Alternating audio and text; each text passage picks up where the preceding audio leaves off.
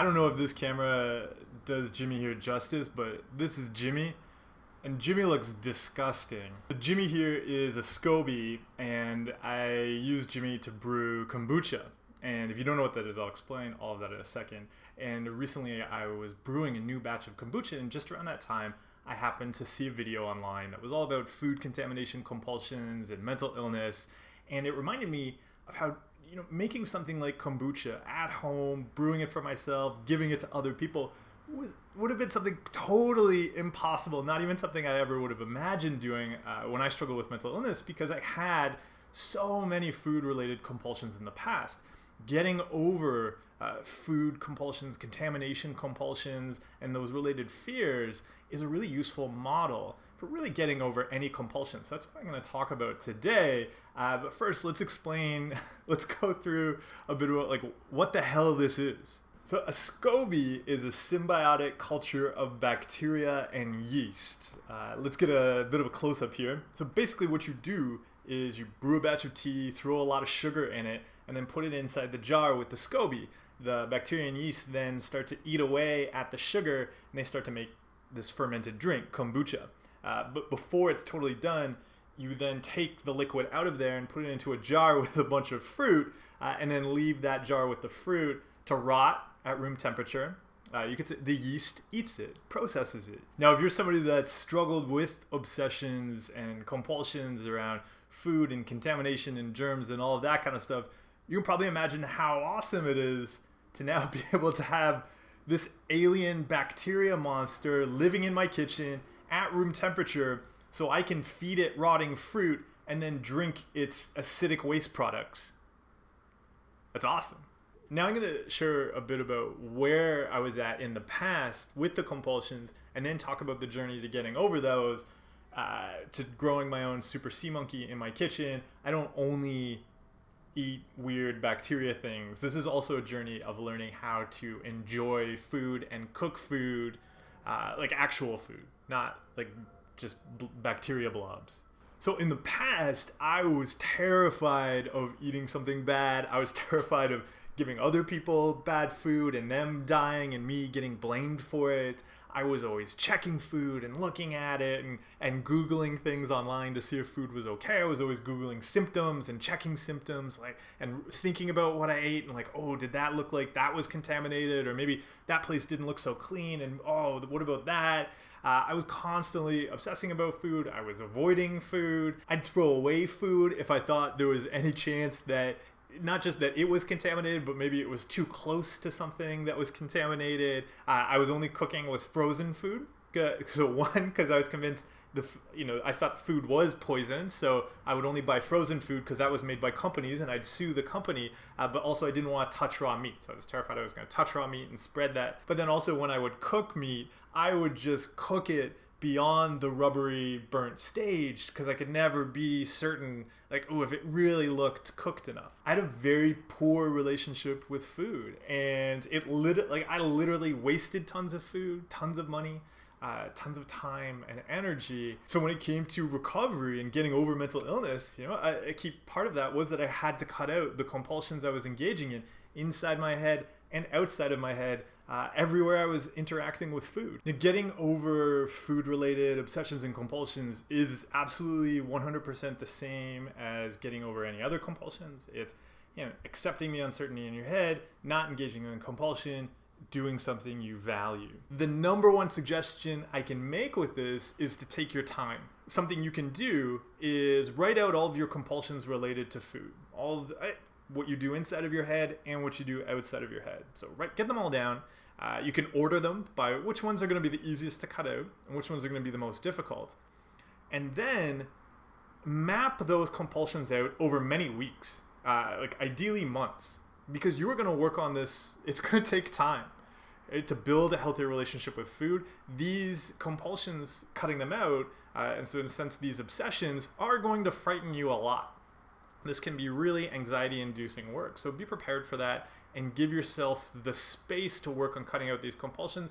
The number one mistake I see people always making with recovery is that they try to make too many changes too quickly, just focused on the most difficult compulsions, so the ones that are going to cause them the most stress. And so of course they fail, and then they say, oh, I have this chronic issue. But that's really just because of the approach they took to it. Recovery is very much like swimming. Like, you can't not know how to swim and then throw yourself in the ocean and say, I'm going to swim a mile. And of course you fail. And so even if you tried every single day for a week to swim a mile, you're just going to keep failing at it. That doesn't mean you have a chronic drowning disorder. You have to learn the basic skills of swimming and then gradually push into your limits. And through that, your body will change and you'll be able to do it. In this case, you're going to be changing your brain. It's the same thing. You've got to start small and keep pushing into your limits and gradually build up the skills. For me, with food, the thing I worked up to was cooking for friends. Right, so that involved a lot of work just to get to that point. Keep in mind that there's lots of compulsions we engage in our heads. So I'll give you an example. Like I mentioned, I was only cooking with frozen meat, so I wanted to learn how to cook with fresh meat. And so say I would take like something like a chicken breast and cook the chicken breast. So I was learning how to cook a chicken breast at a particular heat for a certain amount of time. So I wasn't going to check it.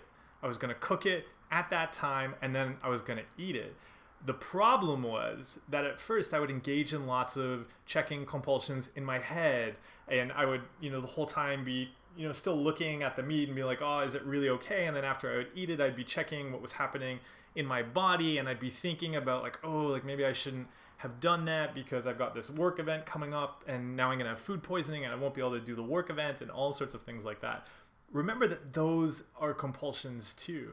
In some ways, those compulsions start to get at the things you're really afraid of. I'll get fired from work because I won't be able to work and I won't be able to get any money. Or, I'm going to give this to somebody else and they're going to get sick and I'm going to get blamed and they're going to hate me. Keep in mind that when you're working on this and cutting out the compulsions, you're going to have to work on accepting those underlying fears. Like, my fears around giving people food wasn't really about the food. It was about hurting other people and then getting hated for that and getting blamed for that. So what I had to work on there with something like a chicken breast was actually taking it to the consequences of my fears. So noticing that uncertainty, like, oh no, what if it's not cooked properly? And then what I would do is I would actually agree with my brain. I'd be like, yeah, it's probably not cooked properly. And you know what? They're going to get sick and they're going to hate me for the rest of their life. So I want to make sure, since I'm never going to get to see them again, that this is the most delicious chicken breast they have ever had in their lives. And that helps me bring my focus back to the thing I want to be doing, which is making delicious food or making healthy food, giving something to a friend, right? Not just living my life in a constant reaction to fear. One of the keys when you're working on mental health is to go towards something. Because when you're working on going towards something you value, something you care about, you're going to keep that in your life forever and you can keep building and creating that. So for me, when it came to food, it was really about learning how to cook well and learning how to cook in a way that supported me living my life. So it wasn't so much about, I have to get rid of these bad compulsions because they make, my mental health terrible. It was really about saying, okay, how can I learn how to cook in a healthy way? And by putting my time and energy into that, I just didn't have time for the compulsions. Learning and knowledge was a key piece of this. So I took cooking lessons. There's also lots of ways you can take cooking lessons for free online using videos here on YouTube. And that was so important for pushing into uncertainties and learning how to trust myself. Even when it came to something like kombucha, I learned how to do this from other people who do it all the time. So shout out to my friends, Catherine and Corinne at Intuition Nutrition, who showed me how to make kombucha, who actually gave me my SCOBY. And let's just take a look at that SCOBY one last time, because it really is weird looking. You got these tentacles. You zoom in here, it kind of looks like a photograph from space of something like the atmosphere of Jupiter. You got the clouds, the spot. Maybe you think it looks more like the atmosphere of Uranus. It is amazing to me how far I've come, because in the past I never would have touched anything like this, but now it's, this way to make a really delicious, healthy drink. It's about taking care of myself. Food does not have to be about fear, so no matter where you're at on your mental health journey, you're struggling with food-related compulsions, just working on improving your mental health, dealing with compulsions in other areas, explore your relationship with food. It's this amazing support that can fuel you doing so many things that you care about in life. And like I said, take the time to work on cutting out these compulsions and learning how to, relate to food in a healthy way, yeah, it can seem like it takes a lot of time, but even a couple months spent intentionally improving your relationship with food and cutting out all those fear-fueled compulsions, learning how to cook and fuel yourself in a healthy way is something you're going to have for the rest of your life. Whether you decide to make bacteria monsters in your kitchen or you go for something a little less monster-like.